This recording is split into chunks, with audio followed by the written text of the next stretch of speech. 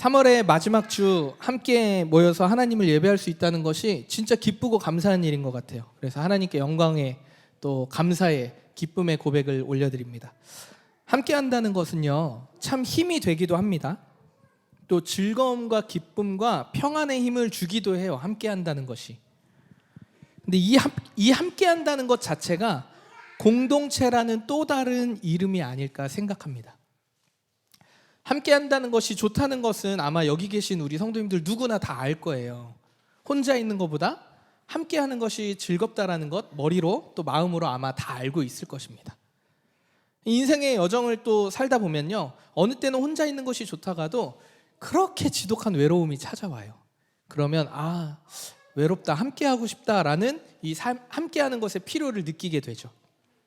그런데 중요한 것은요, 누구와 함께 하느냐, 이것이 중요한 거겠죠. 여러분은 누구와 함께 하고 계십니까? 누구와 가장 많은 시간을 보내고 누구와 가장 많은 대화를 나누며 또 누구와 함께 삶의 여정을 지나고 있으십니까? 함께하면 좋은 사람이 있습니다. 우리는 그리스도의 사랑을 입은 자들이니까 함께하면 늘 좋고 행복해야 된다는 거 알아요. 근데 안타깝게도 때로는 함께하면 불편한 사람도 있어요, 없어요? 있어요. 함께하면 좋은 거 알지만 불편한 사람도 있다는 거예요. 그래서 누구와 함께하고 있는지가 정말 중요합니다. 더군다나 이제 우리가 코로나 시대를 지나면서 정말 우리의 삶이 정말 쉼없이 달려오는 대한민국 사회였잖아요. 근데 삶이 잠시 멈춰서고 또 혼자만의 시간이 주는 여유를 우리가 또 각 개인이 좀 발견하게 된 시간들이 되지 않았나라는 생각을 해요. 그래서인지 이제는 누군가와 함께하는 즐거움도 너무 크지만 혼자만의 시간도 편하구나라는 것을 알게 된 것 같아요. 함께한다는 것, 공동체라는 그 이름, 우리는 누구와 함께 해야 할까요? 함께하는 이유는 도대체 무엇일까요? 오늘 말씀을 통해서 나는 누구와 함께하고 있는지 돌아보고 또 함께하는 기쁨이, 함께하는 그 유익이 무엇인지 살펴보고 하나님 안에서 그 은혜를 깨닫는 귀한 시간이 되기를 소망합니다. 오늘 본문은요, 에베소 교인들에게 바울이 보내는 편지의 내용이에요. 특별히 에베소서 4장 1절부터 16절까지는요, 그리스도 몸의 하나됨에 대한 말씀이에요. 에베소는 부유한 항구 도시로서 학문의 중심지였거든요. 이 지역은 이방인들과 유대인들이 섞여서 살고 있었기 때문에 늘 어땠냐면 분열의 위험이 있었어요. 바울의 편지를 한번 안아줘서 좀 달래주세요. 네네.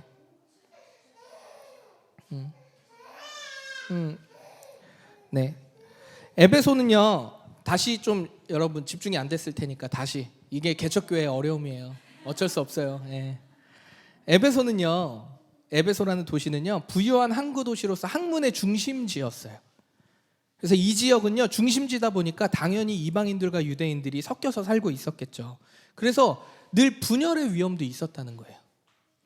바울의 편지를 받은 에베소 교회도 역시 뭐가 있었냐면 인종적인 차이, 문화적 분열이 이 교회 안에도 중요한 문제였어요. 에베소 교회가 지금 함께하는 것이 서툴고 공동체를 이루는 것이 어렵다는 상태라는 거예요. 이 편지를 받았을 때. 그런데 더 당황스러운 것은 뭐냐면요, 바울이 이방인 선교를 했잖아요. 그러면서 이 넓은 지역을 다니다가도 이 에베소 교회에서 몇 년을 사역했냐면 3년을 사역했어요. 3년을 머물면서 설교를 가르쳤다는 거예요. 한 달, 두 달도 아니고요. 이 3년이라는 시간을 설교하고 가르쳤다는 겁니다. 사도행전 20장 17절 이하에 보면요, 바울과 에베소 교회의 그 끈끈함이 어떠한지 잘 설명해주고 있어요. 에베소 교회 장로들이요, 예루살렘으로 이제 바울이 돌아가려고 하거든요. 그랬더니 이방인들에게 복음을 전하고 또 성전으로 데리고 왔다라는 그 이유로 바울이 공격을 받고 있었거든요. 그래서 예루살렘으로 돌아가면 어떻게 돼요? 바울이 잡히는 거예요.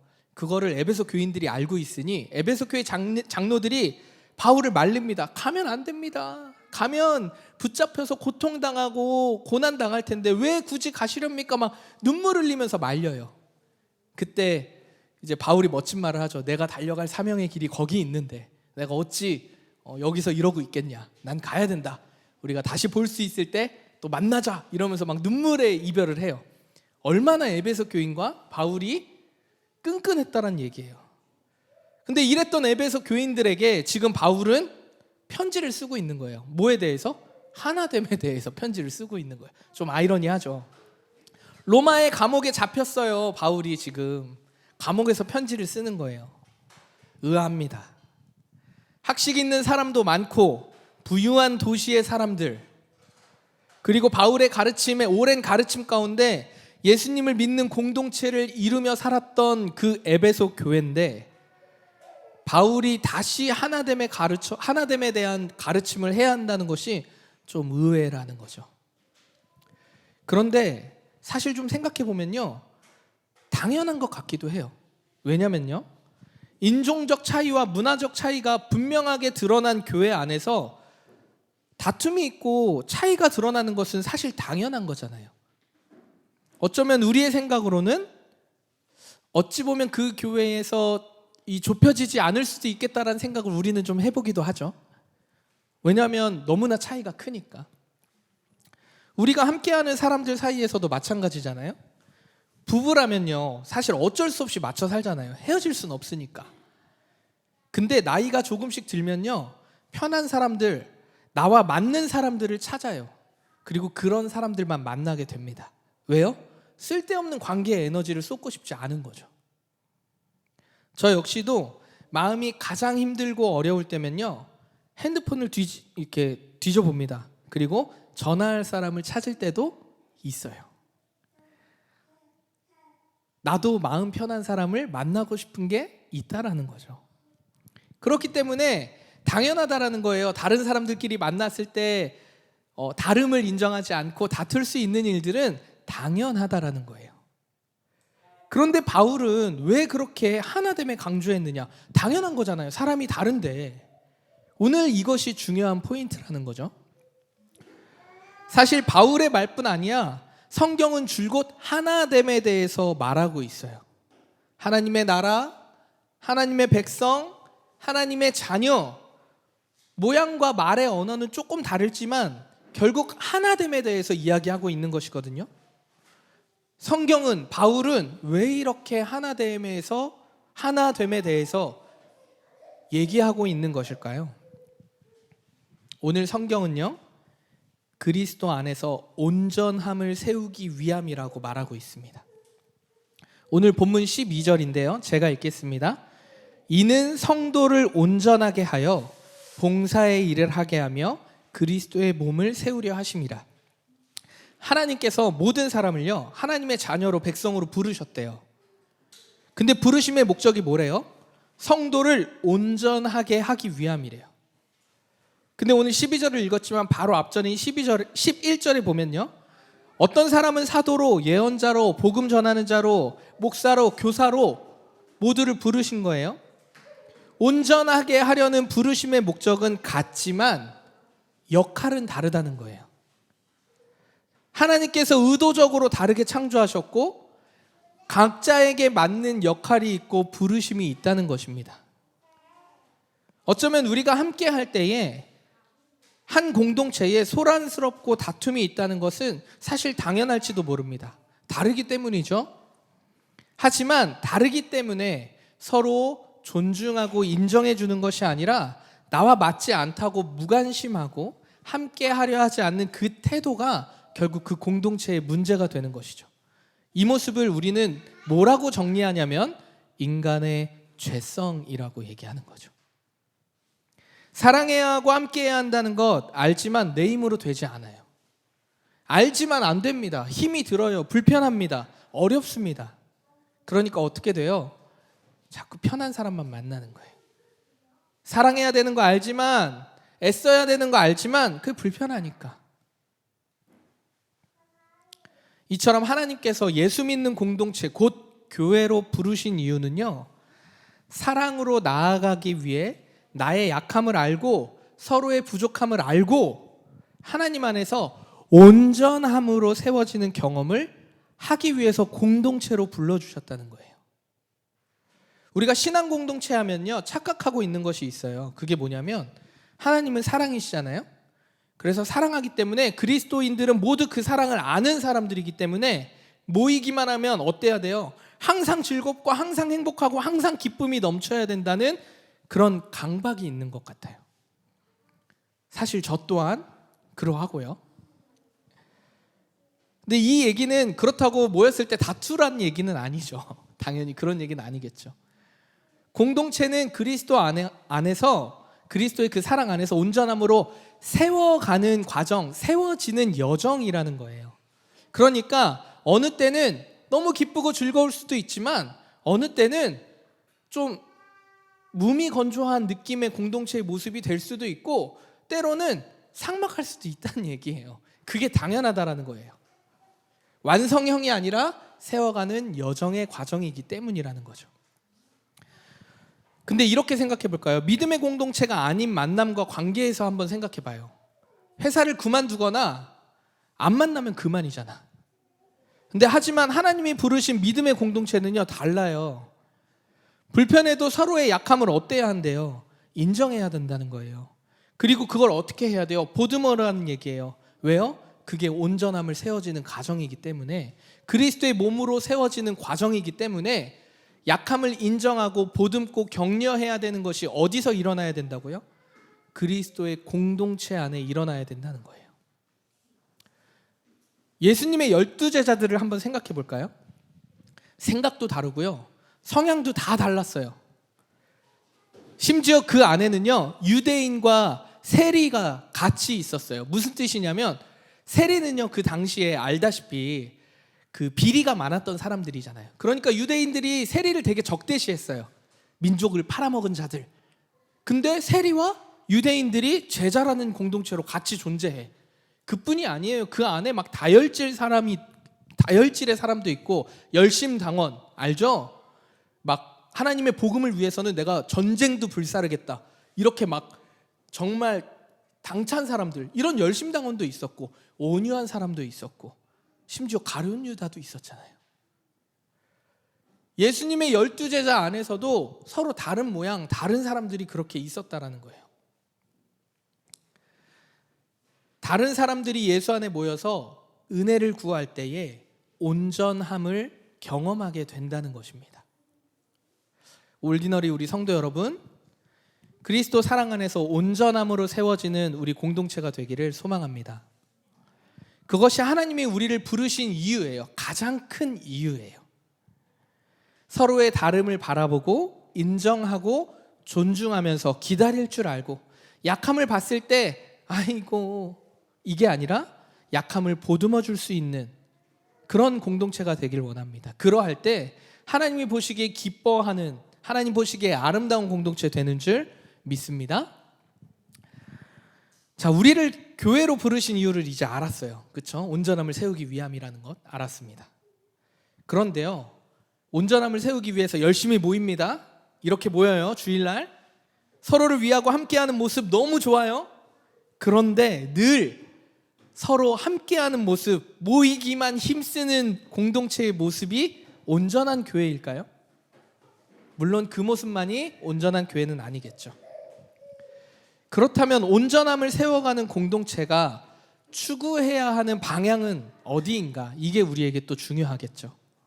오늘 성경은요, 온전함의 공동체는 어떠해야 하는지 명확하게 얘기해주고 있는데요, 예수님을 믿는 것과 아는 일에 하나 되어야 한다고 말하고 있어요. 믿음의 공동체가 추구해야 하는 방향은요, 열심히 모여서 인정하는 것, 이것으로 끝나는 게 아니고요, 예수님을 믿는 것과 아는 것에 하나 되어야 한다고 얘기하고 있어요. 그게 공동체에 가야 될 방향이라는 거죠. 그럴 때 예수님을 닮아가는 성숙한 그리스도인이 될 수 있다고 오늘 성경은 말하는 거예요. 그런데요, 이 이야기 여러분 새롭게 들리는 이야기인가요? 전혀 새로운 얘기가 아니죠. 그리스도인들이 모인 교회를 우리는 예수님을 믿는 공동체로 모였으니까 당연히 예수 믿고 아는 일에 집중하는 것은 교회로서 당연한 일이잖아요. 그러니까 오늘 이 성경 말씀은 새로운 일이 아니에요. 그래서 교회마다 뭘 해요? 성경 함께 읽고 가르치고 양육하는 일에 열심을 내잖아요. 이게 전혀 새로운 얘기가 아니라는 거예요. 우리가 몰랐던 사실도 아니에요. 그래서 이 공동체의 방향을 알매도 불구하고 오늘 우리가 새롭게 살펴봐야 하는 것이 무엇이냐면, 우리 공동체가 그 길로 가고 있는데 항상 던지는 질문은 같다는 거예요. 어떤 질문을 던지고 있냐면, 어떻게 하면 더 잘 모일까? 어떻게 하면 예수 잘 믿을까? 어떻게 하면 하나님 알 수 있을까? 어떻게 하면 이 어떻게 하면이 무슨 말이냐면, 방법적인 접근을 계속해서 요구하고 있는 거예요. 어떻게 하면. 오늘 우리 공동체가 돌아봐야 할 것이 바로 이 포인트예요. 예수님을 어떻게 하면 예수님을 잘 믿을까? 잘못된 질문일까요? 아닐까요? 방향은 맞아요. 하지만 어떻게 하면이라는 그 질문을 던지는 순간 뭐가 되냐면, 우리의 힘으로만 애쓰는 교회의 제도적인 문화만 계속 형성시키는 거예요. 어떻게 하면, 방법이 뭘까? 우리 어떻게 하면 될까? 어떻게 하면 될 거만 묻는다는 건 계속해서 시스템을 만든다는 얘기예요.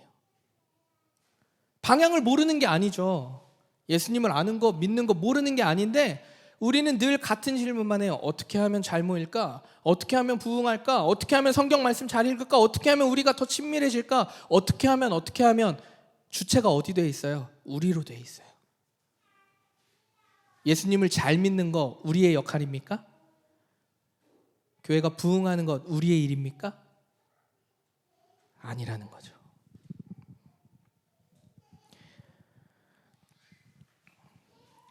우리가 이미 교회로 모였다는 것은요, 이미 예수님을 믿고 하나님을 알아가는 여정으로서 살아가고 있음을 우리가 기억해야 돼요. 함께 모여서 예배하고 작은 걸음이지만 양육도 하면서 아름아름 서로 연락하고 또 소그룹끼리 만나기도 하면서 조금씩, 아주 조금씩 예수님 안에서 온전함을 세워가고 있는 과정에 있다라는 거예요, 지금. 그렇다면 그 과정을 인정하고 우리가 이제 어떻게 하면의 질문이 아니라 질문을 바꿔야 돼요. 바뀐 질문은 이런 질문입니다. 하나님은 우리 공동체가 무엇 하길 원하는가? 이게 바뀌어야 되는 질문이에요. 어떻게 하면이 아니에요. 우리 다 알아요. 천천히지만 가고 있어요. 이제는 우리 공동체가 함께 질문해야 되는 것은, 하나님은 우리 공동체가 무엇 하길 원하시는가? 이거에 대한 멈춰섬의 생각과 질문들이 필요하다는 거예요. 안 그러면요, 어느 교회나 하는 것처럼 그게 잘못됐다가 아니라 우리의 힘으로만 애쓰다가 끝나는 일들로 끝난다는 거예요. 개인의 삶에서요, 예수님을 믿는 것, 아는 것에 최선을 다해서 집중해야 해요. 그것은 일상의 예배가 될 수도 있고요, 개인의 경건 생활과 주어진 모든 삶에 하나님을 인식하고 깨어있는 모든 여정을 포함하는 것입니다. 그리고 공동체로서 통독하거나 양육하는 거 오픈이 됐을 때 함께 해야 해요. 맞아요. 그렇지만 그때 필요한 질문이 무엇이냐면, 하나님은 나에게, 우리 공동체에게 무엇 하길 원하시는가라는 질문으로 함께 해야 한다는 겁니다. 사실은요, 하나님께서 우리를 불러주신 거고 하나님께서 우리를 세워가고 계시잖아요. 그럼으로써 온전하게 세워지는 건데, 이 온전함에 세워지는 것에 우리의 힘이 크게 작용되지 않아요. 우리가 할 수 있는 것은요, 그 여정, 세워지는 그 온전함이 세워지는 여정 가운데 아주 조금 그 앞에 있는 것을 선택해서 조금 수정하는 것 정도밖에 안 돼요. 우리가 할 수 있는 것은. 그리고 그 나머지는 누가 하세요? 하나님이 하시는 영역이죠. 우리가 아무리 열심히 모인다고 해서 부흥이 되거나, 우리가 아무리 열심히 모인다고 해서, 우리가 아무리 열심히 모여서 예수님 믿는다고 부르짖고 찬양한다고 예배한다고 해서 우리의 신앙은 건강해질 수 있지만, 그 이후에 우리가 기대하는 어떻게 하면 이렇게 하면 됐을까라고 질문했을 때의 한 행동들에 대한 결과를 우리가 책임질 수 있어요? 없다는 거예요. 어떻게 하면이라는 이 질문은요, 늘 목적을 수반하고 있어요. 하지만 이 무엇을 바라는가의 질문은요, 우리의 여정을 인정하고 기다림을 수반하고 있습니다. 과정을 지켜볼 수 있는 여유가 있다는 거예요. 공동체가요, 결과가 아니라 여정을 통해서 세워질 때 온전함의 은혜를 누리게 되는 줄 믿습니다. 우리 올디너리 공동체가 목적을 향해 달리는 교회가 되지 않았으면 좋겠어요. 근데 그걸 누가 제일 잘해요? 제가 제일 잘해요. 목적 딱 세워놓고 여러분 준비됐습니까? 갑시다. 이거 제가 제일 잘해요. 근데 그렇게 안 했으면 좋겠어요. 하나님과 함께하는 여정의 공동체가 되기를 소망합니다. 그래서 저도 묻지만 우리가 서로 물어야 돼요. 방법이 아니라 여정을 위한 공동체의 문화가 바뀔 수 있는 질문들. 하나님은 우리에게 무엇을 원하실까? 나에게 무엇을 원하실까? 내 개인의 삶에서 믿음의 공동체가 만났을 때마다 우리의 대화를 통해서 하나님이 무엇 하기를 원하실까를 계속해서 질문하고 물어야 된다는 거죠. 그럴 때 우리가 바로 앞에 하나 행할 수 있는 사역들, 봉사들, 오늘 마지막 절에 나오죠. 마지막 절 12절에 나오죠. 온전하게 세우는 것과 봉사하는 일을 통해서 하나님의 온전하신 그리스도의 몸을 이룬다고. 봉사하는 일은 그냥 가난한 무턱대고 막 간다고 해서 다 되는 게 아니고요. 우리 공동체를 불러서 우리가 할 수 있는 일들을 우리 안에 묻고 하나님이 원하시는 일들에 분별해서 걸어갈 수 있다는 거예요. 그래서 우리가 질문을 바꿔야 합니다. 방법이 아니라 여정으로 함께 세워가는 우리 공동체 되기를 간절히 소망합니다. 또한 그 질문을 지속적으로 계속해서 던지는 공동체의 문화를 바꾸는 우리 함께하는 여정의 공동체 되기를 간절히 소망합니다. 말씀을 좀 정리할게요. 우리가 함께 세워가는 공동체는요, 더 큰 의미에서 함께하는 여정이지만 하나님의 나라를 이루어가는 거죠. 오늘 성경은 이것을 그리스도의 몸을 세우는 것이라고 말하고 있어요. 각 필요와 쓸모에 맞게 연합해서 그리스도의 몸, 곧 하나님의 나라를 세워가는 것이죠. 작게는요, 예수를 믿는 믿음의 공동체인 교회를 통해서, 조금 더 크게는 교회와 교회의 연합을 통해서, 더 크게는 나라와 나라의 연합을 통해서 그리스도의 몸, 하나님의 나라를 이뤄가는 것입니다. 여러분 혹시 볼트론 아세요? 볼트론? 아무도 몰라요? 고민했어요. 이 예화를 쓸까 말까. 그래도 얘기할래요. 볼트론 아세요? 사자 5마리예요. 사자 5마리. 로봇같이 생긴 사자 5마리가 막 뛰어다니다가 합체 이러면 몸통과 팔, 다리로 합체돼서 손, 발이 막 다 이렇게 사자 모양으로 돼 있어요. 이제 아시겠어요? 볼트론? 네, 제가 잘 설명한 것 같아요. 네. 평소에는 사자 모양을 하는 로봇인데요, 이 사제들이 합체를 해요. 딱 합체하면 인간의 모습처럼 몸통과 머리와 팔, 다리가 딱 형성되거든요. 각자 개별로 존재하다가 합체하면 어떻게 돼요? 한 몸을 이루는 거죠. 이처럼 우리도 그리스도 안에서 온전함을 부르심으로 받아 연합할 때 이렇게 한 몸 이룬다는 거예요. 팔의 쓸모가 다르고 머리의 쓸모가 다르고 몸통의 쓸모가 다르고 다리의 쓸모가 달라요. 하지만 그 각자의 부르심의 이유와 목적이 있다는 거예요. 사도로, 예언자로, 목사로, 교사로 부른 것처럼 말입니다. 그렇게 한 몸을 이루어 갈 때에 진정한 그리스도의 몸, 공동체가 세워지는 것인 줄 믿습니다. 그리스도 안에서 이 여정을 함께 걸어갔으면 좋겠어요. 이제는 제가 교회는 이런 거예요, 그러니까 우리 이렇게 가면 될 거예요 라고 하는 그것은 모르겠어요. 저는 저희 교회의 방향은 아닌 것 같아요. 함께 하나님이 원하시는 것을 묻고 함께 여정을 지나가는 그 과정 가운데 하나님이 우리에게 말씀하시는 줄 믿습니다. 그 여정에 함께하는 올디너리 공동체가 되기를 그리스도의 이름으로 축원합니다. 이 시간 함께 기도할까요?